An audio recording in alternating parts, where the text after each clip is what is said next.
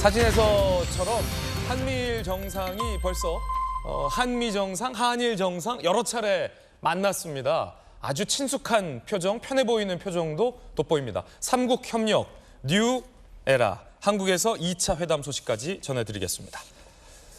삼국의 정상들의 이야기부터 준비되어 있는데요. 들어보시죠.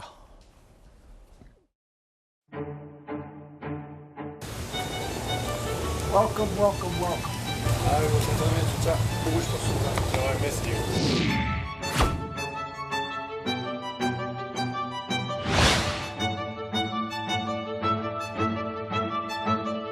오늘 우리 새 정상은 새 시대를 향한 삼국 간 협력의 의지와 가능성을 확인하였습니다.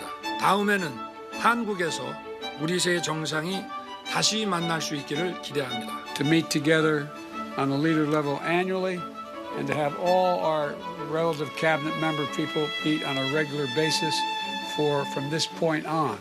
Not just this year, not next year, forever. That's the intention. こうして新たな1ページを刻むことを大変光栄に思っています。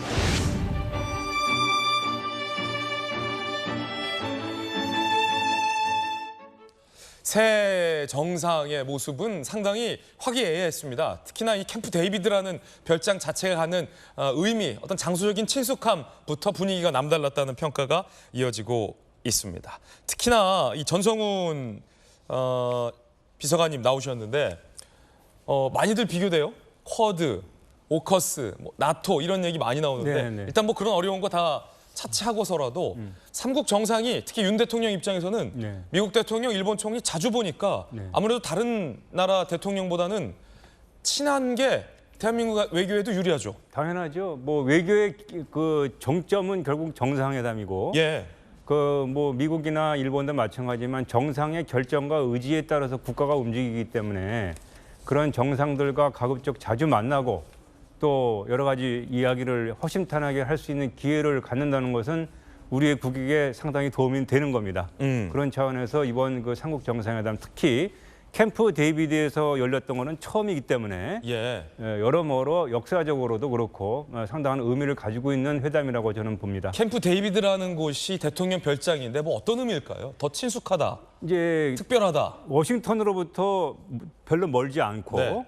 또 대통령만의 그 사적인 공간도 있는 상당히 그 비밀스러운 공간이죠. 그런 공간을 외국의 정상들한테 보여줄 때는 미국으로서도 상당히 큰 목적을 달성하기 위해서 그런 행사를 하는 것이고, 과거에 그 캠프 데이비드에서 미국이 상당히 그 해결하기 어려웠던 몇 가지 문제들을 저 장소에서 회담을 해가지고 성사시킨 사례가 많이 있습니다. 대표적인 게 이제 그 이스라엘 관련된 중동 평화 협상이었죠.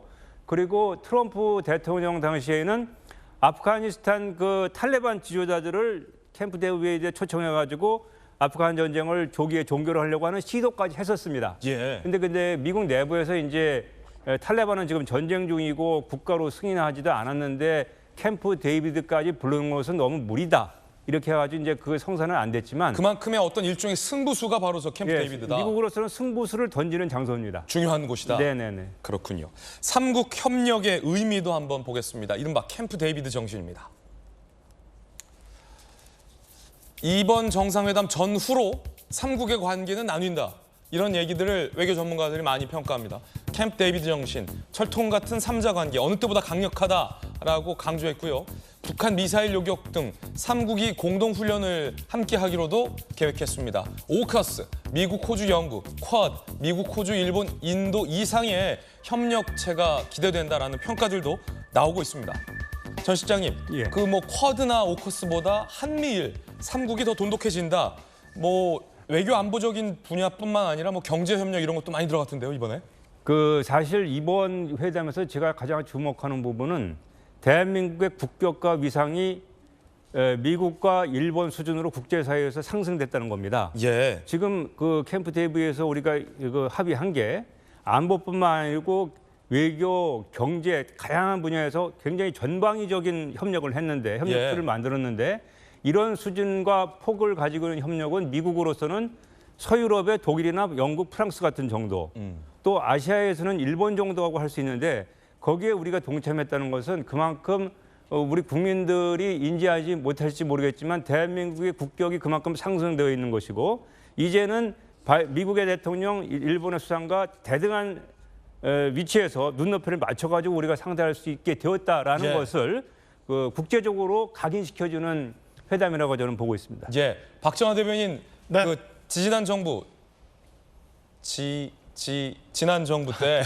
청와대에 계셨잖아요. 대통령 모시면서 순방도 많이 가고 하셨는데 특히 이제 바이든 대통령도 다른 정상들보다도 윤 대통령과의 어떤 친숙함을 많이 표현한다고 하니까 먼 발치에서도 윤 대통령이 나타나면 바이든 대통령이 굉장히 반색하고 일본 기시다 총리도 꽉 막힌 문제를 어떻게 바이든 대통령과의 어떤 한일 정상회담을 통해서 문제를 푸는 마치 그 오래된 형님 보듯이 기시다 총리가 윤 대통령을 굉장히 반긴다라고 하는데 한국 입장에서는 굉장히 고무적인 환경이죠. 저는 굉장히 좋은 지금 상황으로 가고 있다고 봐요. 그러니까 이 전체 사회 전 세계가 이렇게 혼자 독단적으로 할 수는 없는 건데 그래도 전통적으로 우방이라고 할 수 있는 세력들, 그다음에 우리와 이념과 가치를 같이 하는 세력들과 뭔가 같이 도모할 수 있는 계기가 있다는 건 좋은 거고요. 네. 좀 전에 우리 점성한 말씀 주셨지만은 사실은 이 정상들 간에 소위 말하는 이게 합이 맞는다고 할까요? 그래서 뭐 보기만 해도 즐겁고 그다음에 얘기 조금만 해도 무슨 뜻인지 다 이해하고 뭐 이런 것들이 많이 더 깊이 진전이 된다면 저는 뭐 우리 지금 현재 처해 있는 상황에서 안보, 경제 모든 분야에서 나쁘지 않은 분위기라고 봅니다. 예. 그 공식적인 자리에서 공식적인 회담을 통하지 않고 저렇게 캠프 데이비드라는 그 사적인 장소를 통해서 우리로 말하면 집에 초대한 거거든요. 뭐 그런 거를 통해서 만남을 자주 가지면서 이런 좋은 결과가 자꾸 나오는 게 저는 우리 대한민국의 국제적인 상황에 있어서 뭐 좋은 일이라고 생각을 합니다. 이게 굉장히 중요한 게 박정화 의원께서 더 잘 아시겠지만 급한 일이 있을 때 공식 절차 통해서 비서관 회의, 수석 회의, 장관 합의되고 나서 정상들과 통화하는 것보다 정상들끼리 유독 친하잖아요. 다 사람들이 하는 거니까. 그럼요. 그러면 그냥 바로 전화할 수 있잖아요. 저도 그런 관계가 중요하잖아요. 아, 그럼요. 저도 저기 가끔 있을 때 정상 간 통화를 이렇게 배석해서 같이 듣는 적이 네. 있었는데요. 그렇게 보면은 그 소위 뭐 통하는 정상끼리의 대화와 그 대화의 진전이 그렇지 않고 좀 뻣뻣하게 느껴진다? 이러는 정상과의 대화는 전혀 수준 차이가 틀려요. 그래서 옛날에도 뭐 우리 한미 정상 간의 통화를 이렇게 들어보면 가끔 농담도 하고 그때 유명하게 나왔던 게 뭐 오바마 이명박 대통령 간에 뭐 하이 브라더 뭐 이런 얘기 나오잖아요. 이런 것들이 처음 통하면서 하이 브라더 하고 굉장히 좋은 얘기, 편한 얘기들 오고 가고 하면서 우리가 쉽게 꺼낼 수 없는 문제들을 이렇게 톡톡톡 꺼내면서 해결이 되는 그런 경험이 있었습니다. 예, 그래서였을까요? 아버지 장례를 마치고 윤 대통령이 한미일 정상회담에 참석했는데 바이든 대통령이 본인의 아버지 얘기를 꺼내며 윤 대통령에게 깊은 애도의 뜻을 건넸고 아버지 얘기를 이 두 정상이 산책하면서 꽤 긴 시간 동안 아버지 얘기를 꺼냈다고 합니다. 그래서 오늘 많은 조간신문들이 두 정상이 아버지라는 매개체로 참 잘 통했다. 이런 평가들을 오늘 조간신문에 했습니다. 아버지로 통했다. 그래서 제목이 이렇습니다. 지난 18일 현지 시간이죠. 사실은 이 조 바이든 대통령도 보고받아서 다 알거든요. 대한민국의 윤 대통령이 윤기중 교수님이 돌아가셔서 딱 3일 가족장 치르고 한미일 정상회담으로 바로 왔다라는 걸 다 알고 있는 바이든 대통령이죠. 본인 이야기를 꺼냅니다. 우리 아버지도 자상하면서도 엄한 아버지였다. 같은 아버지를 두었다라는 건 참 우리가 닮았다. 이런 얘기로 했고 정상회의 전날 통화에서 부친상을 또 위로하기도 했고 산책길에서 아버지 얘기를 많이 했다고 합니다. 자, 그러자 윤석열 대통령 바이든 자신의 아버지 이야기를 많이 하더라. 바이든 대통령은 따뜻한 사람이다. 라고 이야기를 참모들에게 밝혔다라고 합니다. 특히나 이 두 정상, 바이든 대통령과 윤 대통령이 산책하면서 이 장면이 많이 눈에 띄었습니다.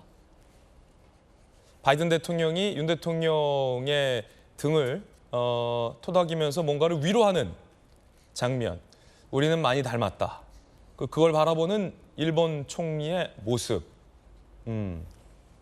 15분간 산책하면서 이 부친상 당한 윤 대통령을 위로해 줬다라고 합니다. 김영주 의원님, 네. 사실은 미국 대통령도 우리나라 대통령도 다 누군가의 아들이잖아요. 그렇습니다. 아버지를 두었다는 공통점이 있고 어떻게 보십니까 이 장면? 뭐 기본적으로 이제 어떤 아버지 이야기를 공통 화제를 삼았다라고 하는 것은 두 분이 굉장히 가까워졌다라고 하는 어떤 가정적인 부분까지 또 첫 번째는 어쨌든 윤 대통령이 이제 상을 급히 마치고 여기에 왔다라는 데 대해서 감사와 위로를 전하는 자리였다라는 거고요.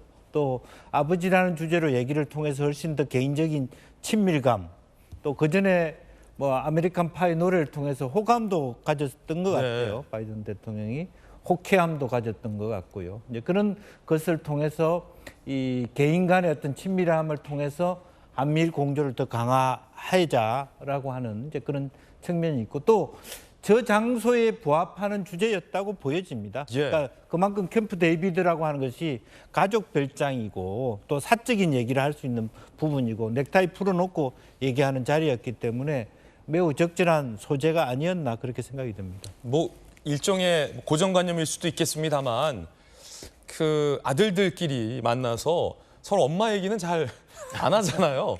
우리 엄마가 이러면 안 하잖아요, 잘. 근데 뭔가 우리 아버지가 우리 아버지도 이러면 좀 두 정상간 또 남자들끼리 아들들끼리 좀 관계도 좀 더 친숙해진 느낌도 있고 그런 거 그럴 수도 있잖아요. 있겠죠. 그런데 만약에 뭐 만약입니다만 예. 윤 대통령의 모친상을 당했다면 어머니 얘기를 했겠죠. 어머니 얘기를 또 했을 수도 예, 있죠. 우리 어머니하고도 비슷한 측면이 있다. 그런 얘기 할 수 있는 거죠. 예. 전성훈 비서관께서는 어떻게 보십니까? 예, 저는 바이든 대통령이 이제 우리 대통령 부친에 대해서 자상하고 엄한 아버지를 두었다는 거에 대해서 뭐 같다 이런 얘기를 했잖아요.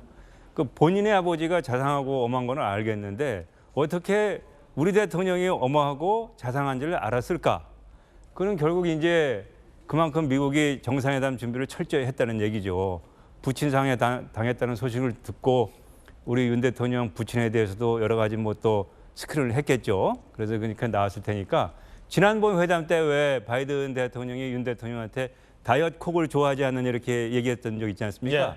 그만큼 이번에 미국이 정상회담을 준비하면서 세심한 데까지 굉장히 철저하게 준비를 했다라는 거를 또 알 수 있는 그런 사건의 하나였다고 봅니다. 예.